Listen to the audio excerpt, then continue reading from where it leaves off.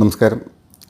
നമ്മുടെ വിഗോവ മസ്കോവി ടീമിൻ്റെ 31ാമത്തെ ദിവസം ജെൻസിന് മുട്ട വിരിഞ്ഞതിന് ശേഷമുള്ള. അപ്പം നന്നായിട്ട് ഫുഡ് എടുക്കുന്നുണ്ട്.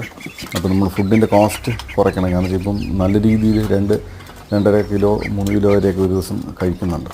അപ്പം നമ്മൾ പല പല കാര്യങ്ങളും ആഡ് ചെയ്ത് നോക്കി. അപ്പോൾ അതിൽ ഈ പഴം ഭയങ്കര ഇഷ്ടമായിട്ട് കഴിക്കുന്നുണ്ട്. റോബസ്റ്റ പഴം നിങ്ങൾക്ക് കാണാം. ഞാനിപ്പോൾ അതിനകത്ത് 4-5 ഇട്ടിട്ടുണ്ട്. അപ്പോൾ ഇത് സെക്കൻഡ് കൊണ്ട് എനിക്ക് 10-15 മിനിറ്റ് കൊണ്ട് തന്നെ ഈ ഫുൾ പഴവും അത് ഉമ്മരടിച്ച് തീർക്കുന്നുണ്ട്.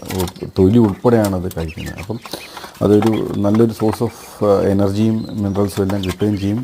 നമുക്ക് ഈ പറഞ്ഞ പോലെ ഈ പഴം ഒരുപാടെണ്ണം നമ്മൾ വാങ്ങിക്കുമ്പോഴും മിക്കവാറും ഒരുപാട് വേസ്റ്റ് വരാറുണ്ടല്ലോ, ഈ ചീത്തായി പോകുന്നതൊക്കെ. അപ്പോൾ അതിനെയൊക്കെ നമുക്ക് യൂസ് ചെയ്യാം. അപ്പോൾ ഇതിനകത്ത് ഏറ്റവും വലിയ ഒരു അഡ്വാൻറ്റേജ് എന്ന് പറയുന്നത് വേസ്റ്റ് മാനേജ്മെൻറ്റ്. അപ്പം എല്ലാ വീട്ടിലും ഈ പഴയ പട്ടിക്കൂടോ അങ്ങനെയൊക്കെ ഉണ്ടെങ്കിൽ ഒരു 2-3-4 ഉണ്ടെങ്കിൽ ഈ വീട്ടിൽ വേസ്റ്റ് കംപ്ലീറ്റ് മാനേജ് ചെയ്യാൻ പറ്റും. ഇതിപ്പോൾ ഈ പഴം ഒരു ഹാർഡ്ലി ഒരു 10 മിനിറ്റോ 5 മിനിറ്റോ കൊണ്ട് ഇത് മൊത്തം തിന്ന് തീർക്കുന്നുണ്ട്. അപ്പോൾ ഇതിനകത്ത് ഏറ്റവും ഇമ്പോർട്ടൻറ്റ് ഫാക്ടർ എന്ന് പറയുന്നത് വേസ്റ്റ് മാനേജ്മെൻറ്റ് തന്നെയാണ്. പിന്നെ ഈ ഇതിൻ്റെ കോസ്റ്റ് കട്ട് ചെയ്യുക എന്നുള്ളതാണ്. ഫീഡിൻ്റെ കോസ്റ്റ് കട്ട് ചെയ്യുക, ന്യൂട്രീഷണൽ സ്റ്റാറ്റസിനെ നമുക്ക് മെയിൻറ്റെയിൻ ചെയ്യുകയും വേണം.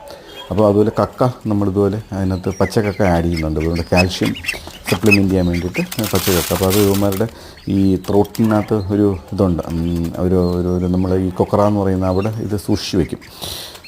അവിടെ സൂക്ഷിച്ച് വെച്ചിട്ട് അത് പതുക്കെ അബ്സോർബ് ചെയ്തെടുത്തോളും ബോഡി.